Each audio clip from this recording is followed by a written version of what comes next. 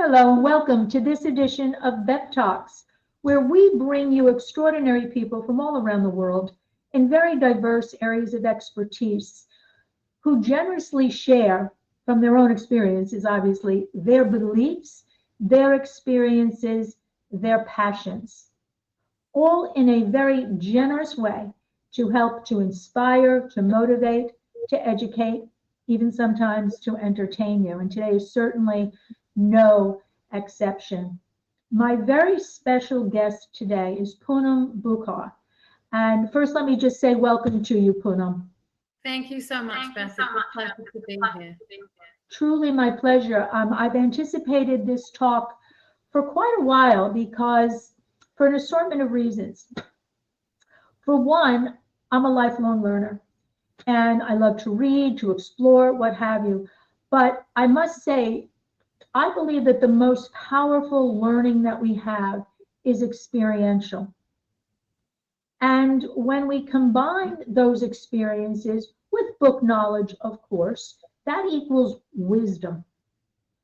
And it's from a place of wisdom that we are best positioned to be able to mentor, counsel, motivate, coach, teach, simply to share in any way that we choose to, those beliefs, those experiences, those passions. And you truly speak from a very experiential position. And I thank you so much for your willingness to share where you come from, what brought you to be the author of an award-winning book called Safe from the Pain.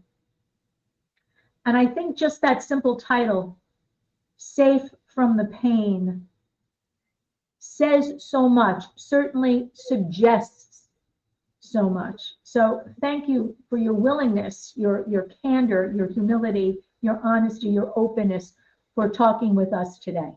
Thank you so much. It's an absolute pleasure. So I mentioned that you're an award-winning author. You're a coach, a mentor. I have to say, really, my feeling about you is that you are a true humanitarian. And do I understand as well that you are an attorney? That's correct. So my goodness, you come from so many different angles, which again brings us back to that very powerful position that you speak from, which is wisdom, combining the book knowledge and the experience. I really want to get right into this, and I'm inviting you, please, to share with our viewers, when you are also a public speaker, I should mention, when you are speaking to an audience, what is it that you're sharing with them? What is it that you're coaching them, inspiring them through? What's the link to your talk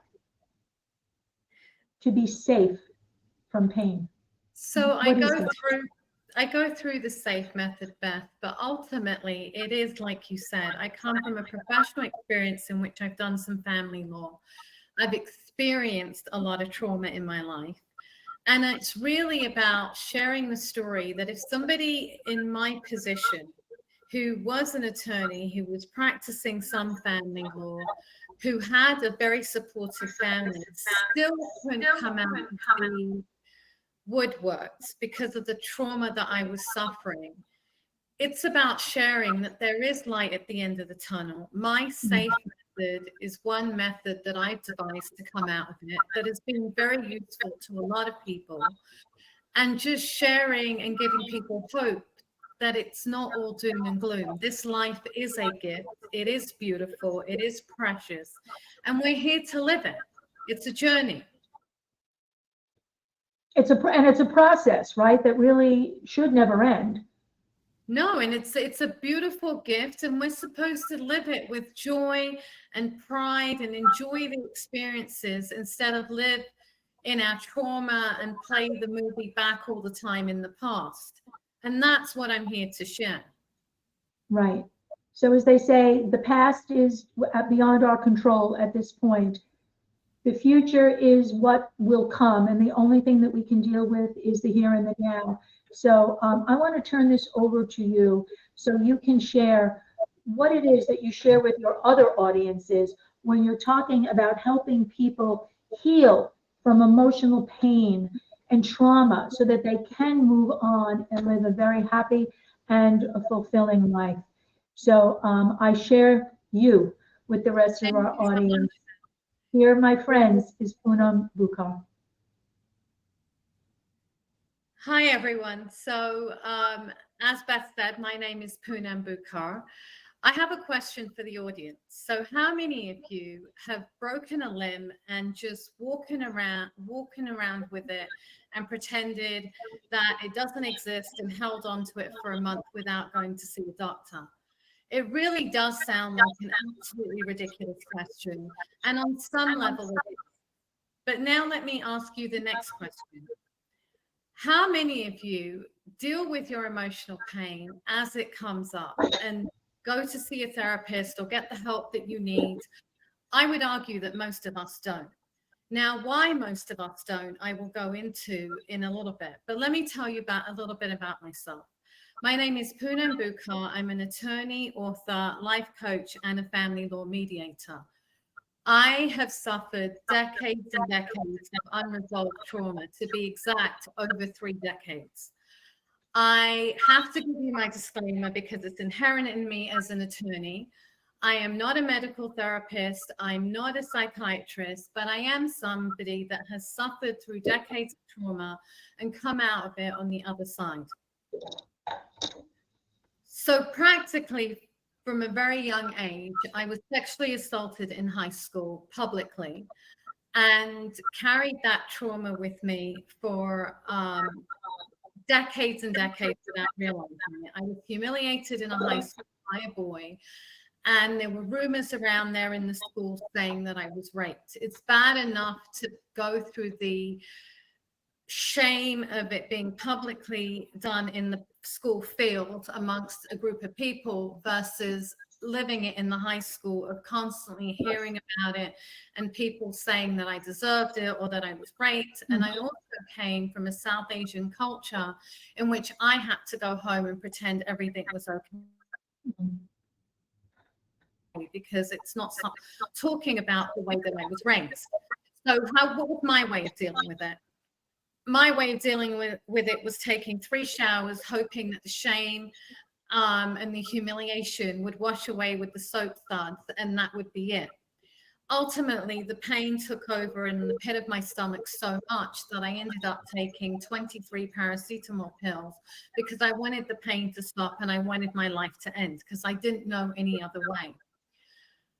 I thereafter went to a couple of therapy sessions because I came from immigrant parents who didn't really believe in therapy and honestly, no fault of their own, didn't know what all this was about or how to deal with it. And they were having to deal with the financial struggles of raising 3 children in a foreign country that they didn't know.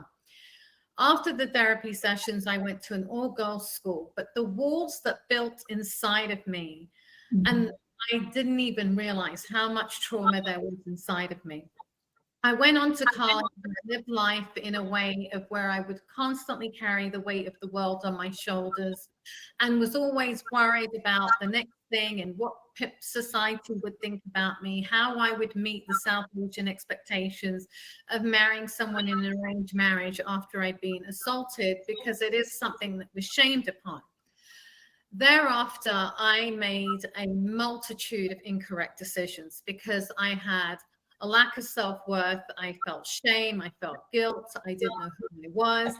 So what better way of dealing with it than instead of going to therapy, I decided to force myself into an arranged marriage. And ironically, not because my parents told me to, it was because I chose to do it at the age of 21 years old. I left London and I came to the United States to live with a family I didn't know.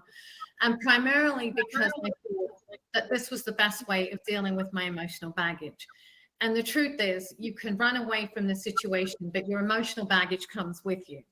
And I did tell the person that I was marrying, but my gut had told me, even on the day of my marriage, that the person that I was marrying was not correct for me and that there was something a little off. And lo and behold, through 13 years of a pretty rough marriage that had abuse on many different levels. I finally plucked up the courage to walk out of it after having two beautiful children who were 4 and 6 at the time. No family in the United States. I was a lawyer that worked part-time, and I had to start my life from scratch again. Thereafter, you would think at that point that I would think, okay, let's go get therapy and figure out and work out this emotional trauma. I was in such denial. I didn't know who I was. I was spiraling in my thoughts. There was no clarity of what I was thinking of, that I ultimately ended up getting remarried again. And that was the shortest marriage in the world, Kardashian marriage. Thereafter, I became partner in a law firm where I probably was making less money because you have to invest in the law firm. All these decisions were coming out of a lack of self-worth, lack of self-confidence, and some of it out of ego, because my ex-husband had told me that I would amount to nothing and I needed to prove otherwise. I had 2 children. I had to provide financially. And basically, there was a multitude of decisions that spiraled out of that. I lost my house. I lost my business. And I had 2 strokes. Basically, the bottom line is that there is enough research to show that your lack of emotional well-being affects your mental state and ultimately takes a toll on your physical state. Practically from birth, society teaches us, not just in the South Asian culture, I would say across the board, that it's okay to discuss physical well-being, but we're not comfortable discussing our emotional well-being. And a lot of us shy away from asking other people about their emotional well-being because we don't want to be intrusive and we don't know how to ask. What ends up happening is a lot of those people that go through those emotions end up feeling very lonely. A lot of us will shove down our emotions, pretend they don't exist, they'll come up again, they'll rise up, and then we'll shove them down again, hoping that they go further down. Some of us will even numb them with vices such as alcohol, drugs, we'll go shopping, anything but face those demons that are inside of us. And the truth is that doesn't work. And the number one reason shoving those emotions down and pretending they don't exist doesn't work is because of what Carl Jung says. Resistance is persistence. Whatever you resist will consistently persist. And I describe our emotional scars as the way we have a physical scar on our hand, that if we don't let it heal and we keep picking at it, there's a pink scar on the edge. But if we don't let it heal completely, it's always there in the background with our emotions. So I'm here to tell you that there is light at the end of the tunnel, that we do have a beautiful life and we are supposed to live it. And it is joyful. But we have to get there. We have to face our emotions. So one of the things I have devised to work through emotional trauma is what I call the SAFE method. Whether we're adults, teenagers, or children, we're all looking to feel emotionally safe and emotionally validated. So let me tell you what the SAFE method stands for, and then I will go into each one in detail. The S stands for stop and accept that you're in pain. The A stands for accept responsibility for where you are and the decisions that you've made in life. The F stands for 3 types of forgiveness. Forgiveness of the person that you perceive has hurt you, forgiveness of the universe, and forgiveness of yourself. And E stands for embrace. Today I am who I am because of my journey and what I've been through. And I honestly believe that I've been through what I've been through because it's my sole purpose to come out here and share it with people, to show them that there is hope and that you don't have to live in shame and you don't have to shy away from your emotional trauma or any emotional trauma that you're feeling. So basically the S stands for stop and accept your pain, which is something that we don't do. Even a train has to come to a stop at a train station. If it doesn't, it crashes, very much like our emotions. We can keep going on the hamster wheel, we can keep pretending that it doesn't exist, but ultimately it will catch up with you, the way mine did. I had plenty of signs in my life. In my early 20s, I was diagnosed with fibromyalgia, which I completely dismissed and told my rheumatologist basically that they didn't know what they were talking about. I was there at the end of my 20s, I was diagnosed with depression. And I absolutely thought my doctor was ridiculous. And I basically said to him, "Are you crazy? I have a good job. I have two beautiful kids. I have a house. I don't have a shortage of money," because I didn't know what depression looked like. Depression didn't look like that to me. And that's not what I viewed depression as. I was going to work, I was functioning. But in hindsight, this was the universe knocking at my door, telling me to look at what's going on inside. And I didn't want to. I did everything else but that. Ultimately, I was literally brought to my knees. I was at work one day and my associate came in to ask me a question. I went to get off the chair to get something and I physically could not get off the chair. I was paralyzed. I had to be taken into the hospital where I was taken for a week. I had a spinal tap that went wrong. I had the neurologist tell me that if I didn't calm down, I would have a stroke. And I was about 38 years old at that time. And I remember turning around to her and saying, "You're being absolutely ridiculous. There is no way I'm having a stroke." 2 years later, a year after that, I had a stroke. After those points, I knew I didn't want to end my life. I knew I wanted to live of doing this. So I went on a spiritual journey. I allowed myself and gave myself the grace to say and acknowledge that I am in pain. I am worthy of saying that I am in pain. And the minute you stop and accept that you're in pain is the moment that you need to do something about it, because you found yourself worthy to take a breath and say that to yourself. And again, in my book, I go through all the steps of how I got to that point. But that's basically what the S stands for. The A stands for accept responsibility for where you are and the decisions that you've made in life. So we all have life.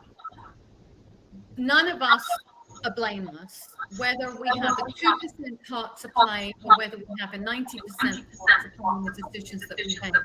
We do have a part. I became so comfortable in playing the victim in my life and justifying why I was feeling the way I was and the positions that I was in. Because I was blaming the whole world. I was blaming my spouse. I was blaming my parents. God knows I would blame Dunkin' Donuts for putting the wrong sugar in my coffee, because I was that pissed off at life. And ultimately, being a victim becomes comfortable. And I really should have won an Oscar for the way I played the victim. But ultimately, I had to change. And the only way you change is when you empower yourself to accept responsibility.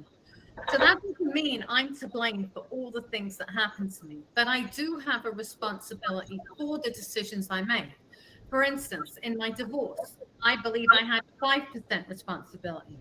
I didn't do anything to stop the things that were happening. I understand why I didn't. I was insecure. I had a lack of self-confidence. I didn't feel I was worthy, all those things. But ultimately, I made the decision not to do anything.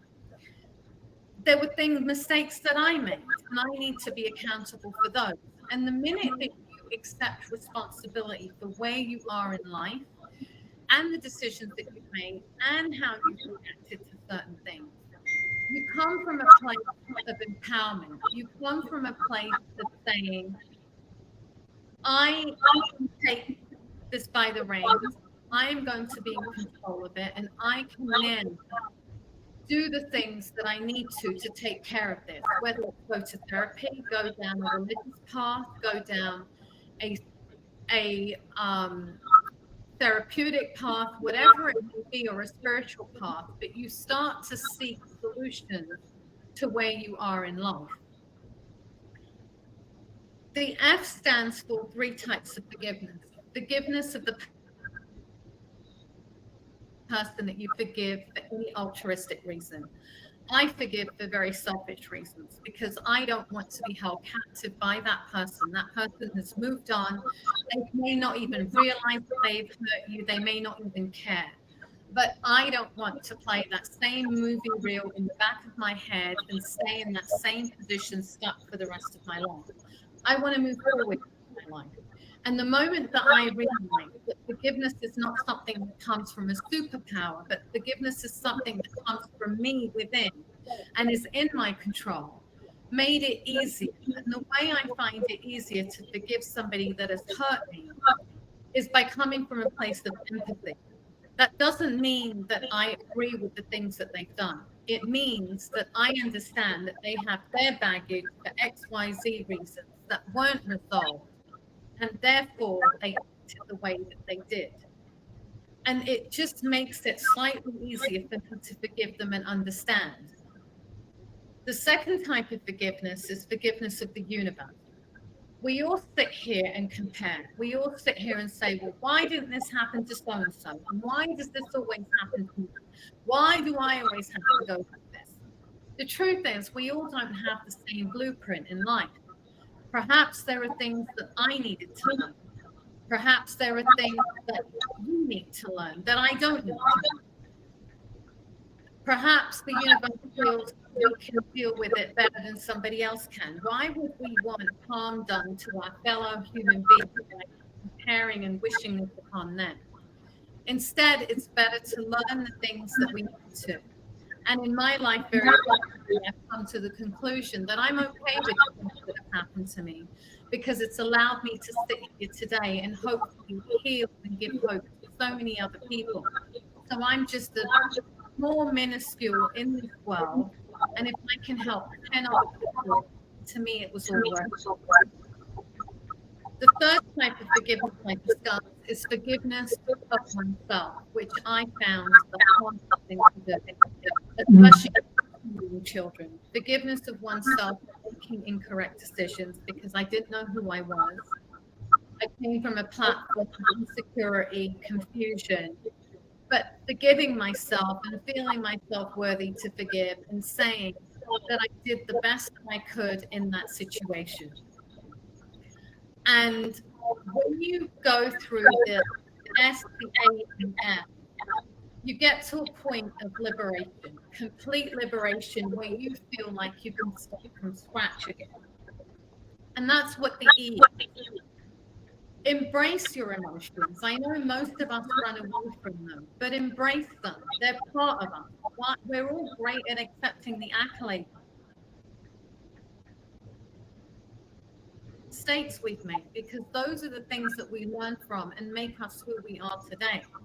Accept that. Accept the whole of yourself. Until you accept the whole of yourself, you cannot align with yourself, and there is no way you can know what you want in life.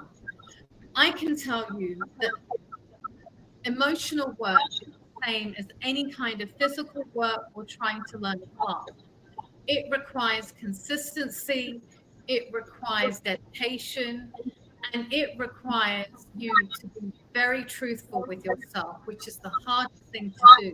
Once you achieve that, once you know who you are, I promise you that you can manifest most of the things that you want in life, like I have, including me sitting here today, sharing this, writing the book.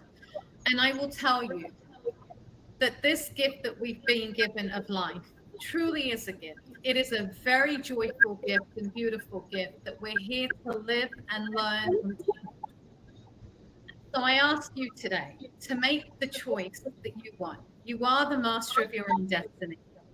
To make the choice to change the way that you think, to align with yourself, and to work through your emotions. And I hope that some of this may have triggered something inside of you where you believe that you are worthy of working on yourself, just the way we work on anything else in our life, because we take care of everything. And we have a responsibility to take care of our emotions, because otherwise, I believe we create what's called generational trauma. If we each don't take care of our own emotions, show up in our relationships, in our workplace environment, projecting those on other people, and therefore continuing the cycle. So I hope this helps.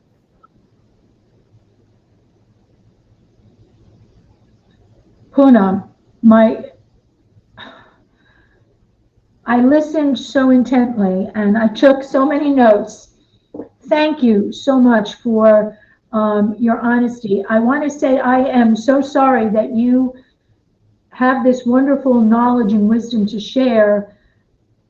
In other words, how you came to have it, how you came to discover it through your own experiences, which as a high school student, I can only imagine how traumatic. I can't even, I won't pretend. I can only imagine, and I'm grateful to say I can only imagine what that must have been like, also the cultural differences, etc. But you are the epitome of a survivor to a thriver. And that through your own program, SAFE, I think it just epitomizes the fact that you embraced it. And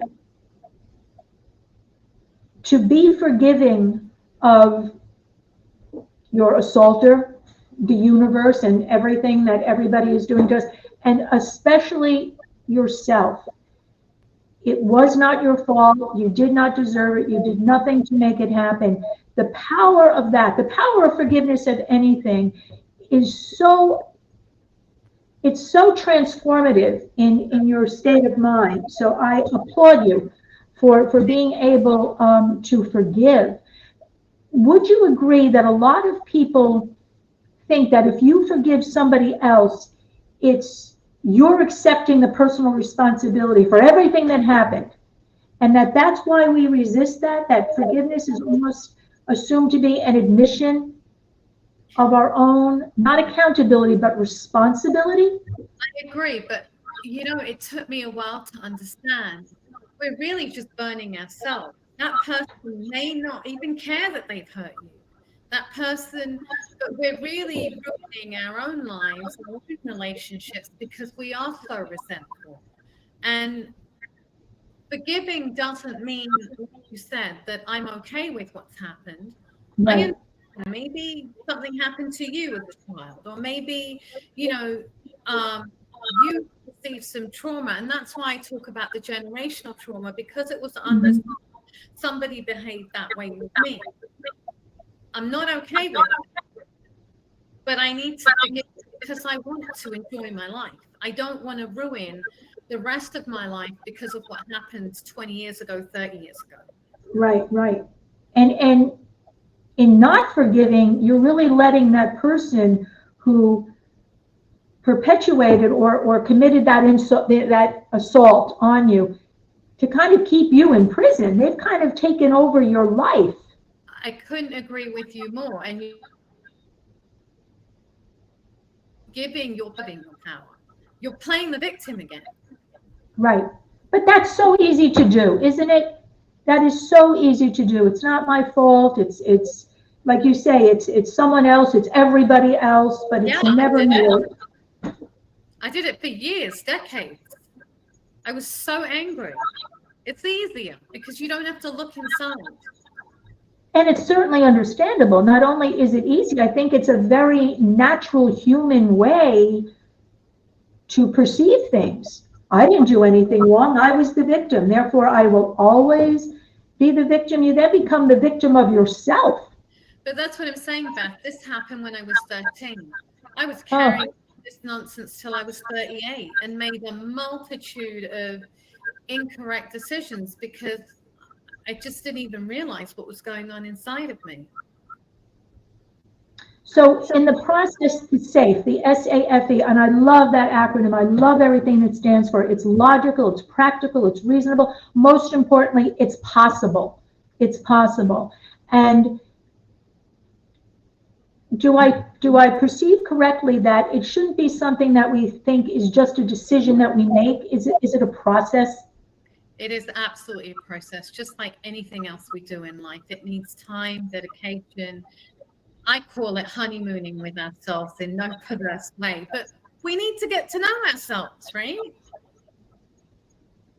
Because, oh, that point that you just made, because are we more concerned with what other people are thinking of us or believing about us, even though they have no clue? They're Right. just seeing the outside. They have no clue what really the essence of any human being is. And it's easy to fake it. It's easy to fake it. Oh, because you create a war between what's really going on. I should have gotten an Oscar for faking it too. I love your pure honesty. It's such a sign of your own personal growth. Not that you're saying, well, I don't want to go back to what you're not saying. I want to say what you are saying. And a very important point that you made is the generational effect that it has. You were a young mother with this history in her life. Now you're a young mother in a marriage that apparently wasn't working. And you have to think beyond yourself and say, how is this going to affect my children? And so on and so on and so on. And only when we come to that moment of accepting, embracing, forgiving, can we really move on? It really, I have to tell you, I live in logic. I'm the most practical person in the world. I live in pure logic. And oh my gosh, it just makes so much sense. What do people have to do? Share with our viewers what they need to do. So, I mean, in terms of continuing the SAFE method, I have a website, emotionallysafe.com. I have coaching. I'm putting a retreat together for couples who are on the brink of divorce to help them get to an amicable divorce, because I've seen very many divorces and it's not worth it because it does create that generational pain. So I want to use the legal aspect that I know, plus the emotionally safe method, plus my personal issues, to basically teach people to do this in an amicable manner, reconcile or do it in an amicable manner. Because you are going to be in each other's lives if you have kids. Yeah, of course. The other, I've got a course that is coming out hopefully at the end of September. And as I said, I do coaching one-on-one and in groups as well. And I do speaking engagements. Yeah. And sadly, there are so many people, we just lost you. There are so many people who need Poonam's help who might not even realize that they do because they haven't accepted it. So I'm going to connect right here and put this link up where you can connect with Poonam. We're having a little technical difficulty. There you are, you're back. Okay, I just put up this link because I was saying in your absence that there are so many people who I think in hearing you speak today, and all those who are in your audience, may suddenly feel she's talking to me. She's talking about me. And in that, in hearing that, there is the opportunity to move forward. So you mentioned you do coaching, you have a course coming up. We put up a link here on B.E.P where people can connect with you. A very important phrase that you said, and again, I loved it. You said, resistance is persistence. And it's a call phrase, yeah. And to persist in something, persistence and perseverance are two very different things. Absolutely. And I've coached on that many times. I'm saying persistence is like, continuing to bang your head against the wall and thinking eventually it's going to feel good. It's not. Perseverance then is saying that didn't work. Let me find another path. Absolutely. So when you persist, right. So when you persist in something, you're expecting everything to change around you to accommodate you, as opposed to, therefore that's the resistance, as opposed to taking a step in another direction. I could talk to you all day because you're incredible. I also love the phrase, you didn't say it, but, and I don't mean to be indelicate in saying this, but take your mess and make it your message. And I think that applies magnificently to you in what was more than a mess. I don't want to diminish the impact of that, but that we all have the power to do that. And most importantly, I think is one of the kindest, most generous things that we can do, not only for the person we forgive, but for ourselves, so that we unlock those doors. We break down those walls that you spoke about, and you're saying, that did not define me. I just took control. Absolutely. I forgive you. I forgive you because you're the one who needs to be forgiven. Absolutely. I could not agree more. Wow, you're getting me really, really understandably riled up here.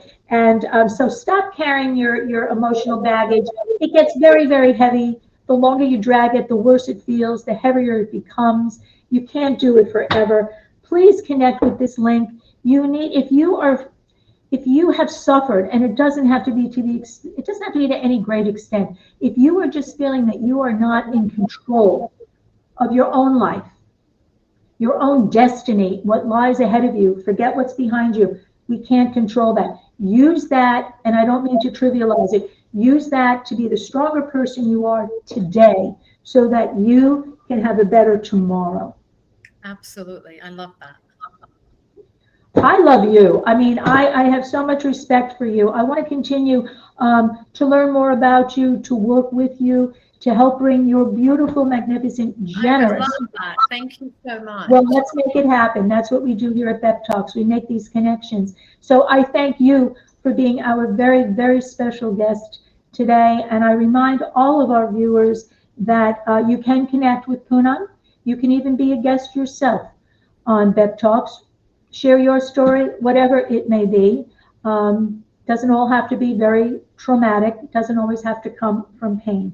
It's about sharing your story to help others through your own personal beliefs, experiences, and passions, to help inspire, motivate, encourage others in this world, because I don't know, I've been around a long, long time, and I just don't think there's ever been a time in my own life that we've needed it more.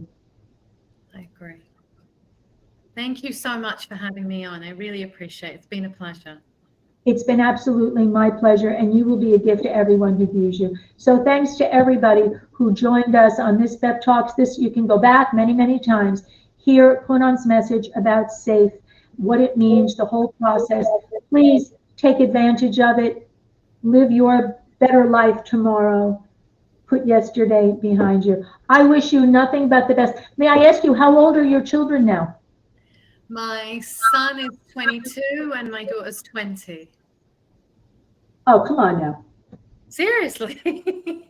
Well, God bless you. When you said that they were 4 and 6, I figured you were going to say they're like 12 and 10. Oh my gosh. Well, you are magnificent in every way. It has been my absolute blessing to personally meet you and to share you with our audience. Thank you so much. Thank you so much. Thank you so much. Till we talk again, everybody, be well. And as I always say, may the best always be yet to come. Bye for now. Bye.